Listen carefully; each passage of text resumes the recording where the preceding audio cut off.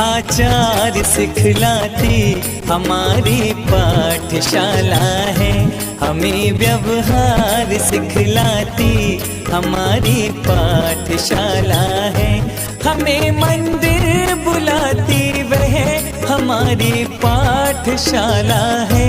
हमें मंदिर बुलाती वह हमारी पाठशाला है। प्रभु दर्शन दिलाती वह हमारी पाठशाला।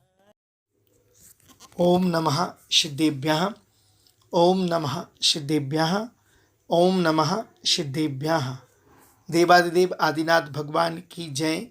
द्वादशांग जिनवाणी माता की जय। संत शिरोमणि आचार्य गुरुवर 108 विद्यासागर जी महाराज की जय।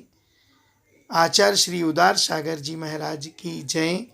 मुनि पुंग गुरुवर 108 सुधा सागर जी महाराज की जय। समस्त मुनि संघ की जय। हम अरुणोदय भाग सेकेंड पुस्तक नंबर 4 का अध्ययन कर रहे हैं। उसमें हमने पाठ 17 तक की पढ़ाई कर ली है। आज हमें पाठ 18, बहुत ही अच्छा रोचक पाठ है। क्या आप जानते हैं? किन किन चीज़ों को हम जानते हैं, वो एक पाठ बहुत रोचक है। तो पाठ 18, क्या आप जानते हैं? सबसे पहला प्रश्न इस पाठ में, ईश्वर अथवा भगवान कौन है? अच्छे से सुनना। ईश्वर अथवा भगवान कौन है? जिन्होंने समस्त कर्मों को नष्ट कर दिया हो, जो पुनः संसार में लौटकर कभी नहीं आवेंगे, वे जीव ईश्वर या भगवान कहे जाते हैं। पूरे कर्म नष्ट कर दिए, ज्ञानावर्णी, दर्शनावर्णी, वेदनी, मोहिनी, आयुनाम, गोतंत्रा, इस संसार में लौटकर अब कभी नहीं आएंगे। ऐसे जो जीव हैं, जो सिद्धालय में वास करते हैं, उनको ईश्वर या भगवान कहा जाता है। समझ में आया? कर्म नष्ट कर दिए, संसार में कभी नहीं आ रहा। दूसरा प्रश्न है, क्या सभी जीव भगवान बन सकते? हाँ, सभी जीव पुरुषार्थ करके भगवान, अगर मेहनत करें, कर्मों को खपाएं, तपस्या करें, तो सभी जीव भगवान बन सकते हैं। पहाड़, नदी, पेड़ आदि को किसने बनाया? जो पहाड़ है, नदी, पेड़, ये प्रकृति की चीज़ें हैं, किसने बनाई?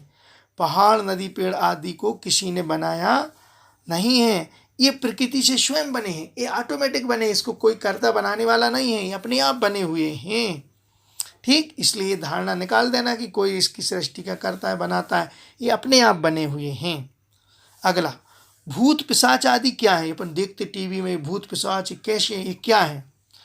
भूत पिशाच आदि व्यंतर जाति के देव हैं। ये जो भूत पिशाच जो देखते हैं, ये देवों का भेद होता है, उसमें एक व्यंतर जाति के देव होते हैं, ये उनका भेद है।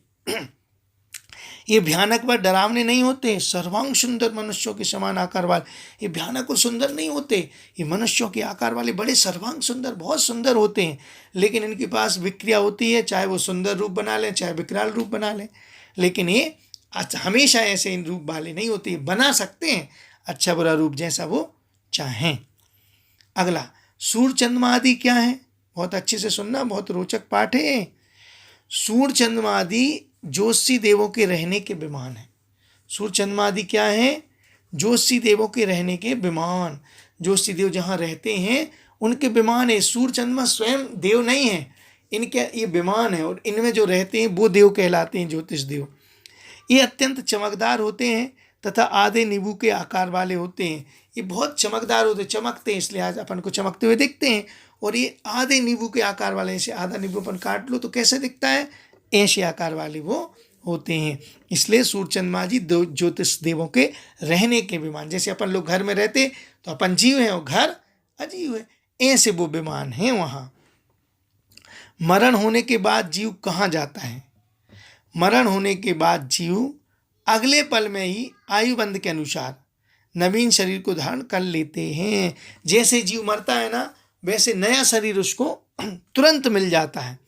ठीक, अर्थात बिना शरीर के जीव आत्मा कभी नहीं भटकती है। जो दिखाते हैं टीवी वगैरह, आत्मा भटक रहा है, आत्मा कभी अकेली नहीं भटकती, उसको तुरंत दूसरा शरीर मिल जाता है। दूसरे शरीर को जैसे ही मरण होता है, पल भर में दूसरा शरीर मिल जाता है, इसलिए आत्मा भटकती नहीं है। देवता चाहे कोई रूप बना ले, लेकिन आत्मा के लिए कभी भटकती नहीं है। जीव सुखी और दुखी कैसे होता है? जीव किए हुए अच्छे बुरे कर्मों के फलस्वरूप सुखी और दुखी, अच्छे कर्मों से सुख प्राप्त होता है और बुरे कर्मों से दुख प्राप्त होता है। इसलिए जीव अच्छे कर्मों से सुखी और बुरे कर्मों से दुखी होता रहता है। दुनिया में सबसे पहले कौन सा धर्म था? सबसे स्टार्टिंग से कौन सा धर्म था?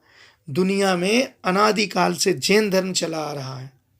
भगवान आदिनाथ के पोते मारीची ने अनेक धर्मों की स्थापना की थी, जो आज देखने में अनादिकाल मतलब बहुत पहले से, शुरू से बिल्कुल जैन धर्म चला आ रहा है।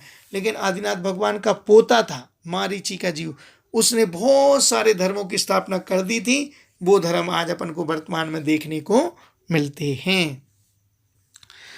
ठीक, स्वर्ग नरक क्या है? ये जो सुनने में आते हैं कि अच्छे कर्म करोगे तो स्वर्ग चला, बुरे कर्म करोगे तो ये स्वर्ग नरक क्या है?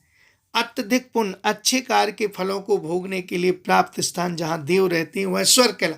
अत्यधिक पुण्य अपन ने किया है, अच्छे अच्छे कर्म किए हैं, तो अब उसका फल कैसे मिले अपन को? तो उसका फल भोगने के लिए अपन लोग देव में चले जाते हैं मरण करके, वो स्वर्ग कहलाता है। और अत्यधिक पाप, बुरे काम जो अपन ने किए हैं, बहुत बुरे कार्य, उनके फल को भोगने के लिए जो स्थान प्राप्त होता है जहाँ नारकी रहते हैं, वो नरक कहलाता।